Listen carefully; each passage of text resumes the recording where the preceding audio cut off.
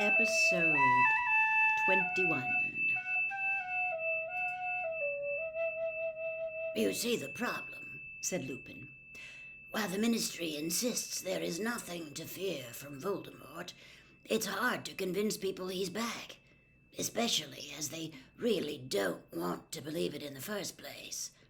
What's more, the Ministry's leaning heavily on the Daily Prophet not to report any of what they're calling Dumbledore's rumor-mongering.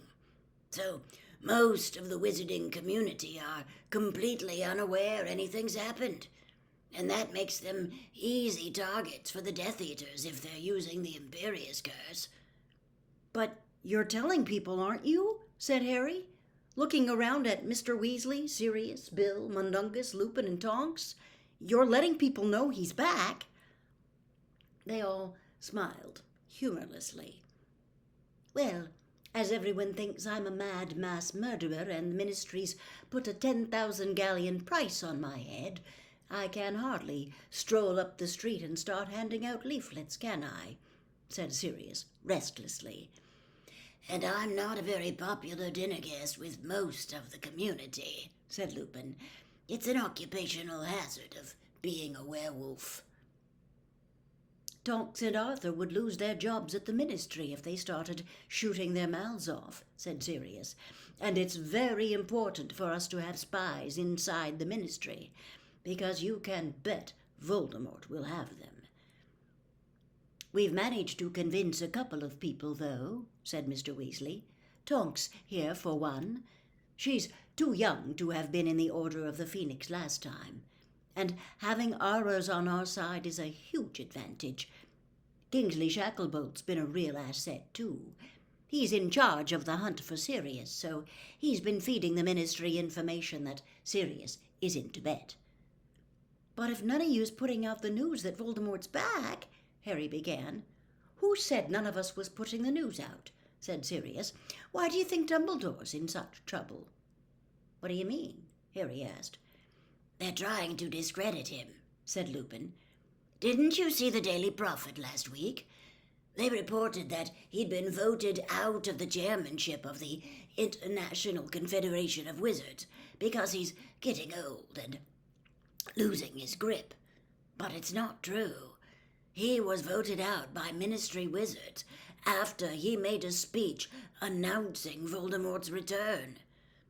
They've demoted him from Chief Warlock on the Wizengamot, that's the High Wizard Court, and they're talking about taking away his Order of Merlin First Class, too.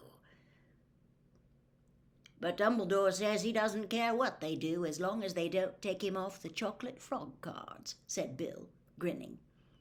It's no laughing matter, said Mr. Weasley shortly. If he carries on defying the Ministry like this, he could end up in Azkaban, and the last thing we want is Dumbledore locked up. While you know who knows Dumbledore's out there and wise to what he's up to, he's going to go cautiously for a while. If Dumbledore's out of the way, well, you know who will have a clear field.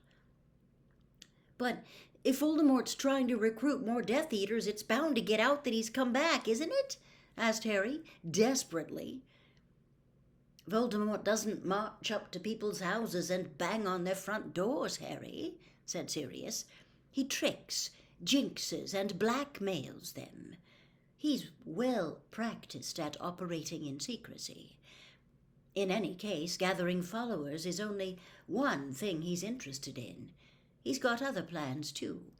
Plans he can put into operation very quietly indeed, and he's concentrating on them at the moment. What's he after apart from followers? Harry asked swiftly.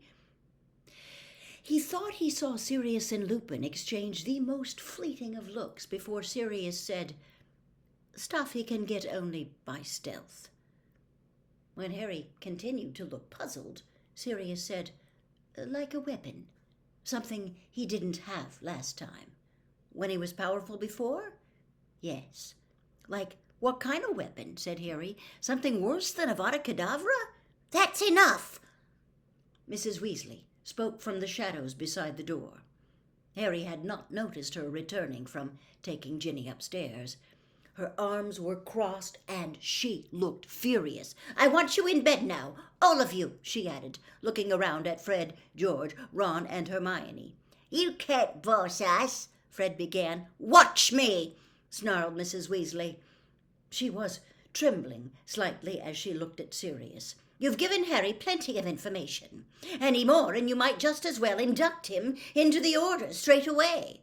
"Why not?" said Harry quickly. "I'll join. I want to join. I want to fight." "No." It was not Mrs. Weasley who spoke this time, but Lupin. "The order is comprised only of overage wizards," he said. "Wizards who have left school," he added, as Fred and George opened their mouths. "There are dangers involved of which you can have no idea, any of you. I think Molly's right, Sirius. We've said enough." Sirius half shrugged, but did not argue. Mrs. Weasley beckoned imperiously to her sons and Hermione.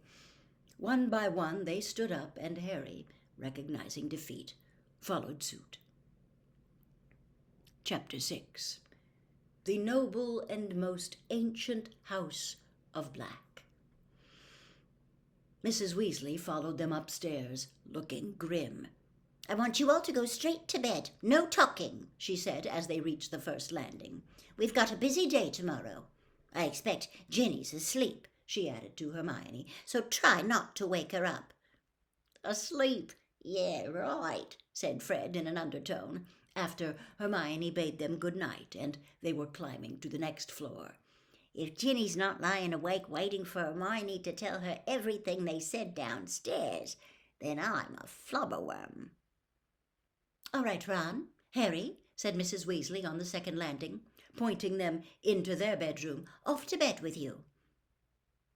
"Night," Harry and Ron said to the twins. "Sleep tight," said Fred, winking. Mrs. Weasley closed the door behind Harry with a sharp snap. The bedroom looked, if anything, even danker and gloomier than it had on first sight. The blank picture on the wall was now breathing very slowly and deeply, as though its invisible occupant was asleep. Harry put on his pajamas, took off his glasses, and climbed into his chilly bed, while Ron threw owl treats up on top of the wardrobe to pacify Hedwig and Pigwidgeon, who were chattering around and rustling their wings restlessly. "We can't let them out to hunt every night," Ron explained as he pulled on his maroon pajamas. "Dumbledore doesn't want too many owls swooping around the square. Thinks it'll look suspicious." "Oh, yeah, I forgot." He crossed to the door and bolted it. "What are you doing that for?" "Creature," said Ron as he turned off the light. "First night I was here, he came wandering in at 3 a.m. Trust me, you don't want to wake up and find him prowling around your room." Anyway, he got into his bed, settled down under the covers, then turned to look at Harry in the darkness. Harry could see his outline by the moonlight filtering in through the grimy window. "What do you reckon?" Harry didn't need to ask what Ron meant. "Well, they didn't tell us much we couldn't have guessed, did they?" he said, thinking of all that had been said downstairs. "I mean, all they've really said is that the order's trying to stop people joining There was a sharp intake of breath from Ron. "Demort!"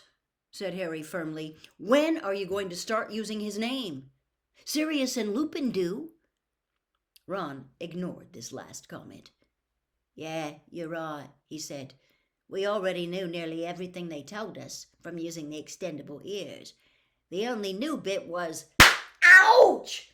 Keep your voice down, Ron, or Mum will be back up here. You two just apparated on my knees." "Yeah, well, it's harder in the dark." Harry saw the blurred outlines of Fred and George leaping down from Ron's bed. There was a groan of bed springs, and Harry's mattress descended a few inches as George sat down near his feet. "So, got there yet?" said George eagerly. "The weapon Sirius mentioned?" said Harry. "Let slip, more like," said Fred with relish, now sitting next to Ron. "We didn't hear about that on the old Extendables, did we?"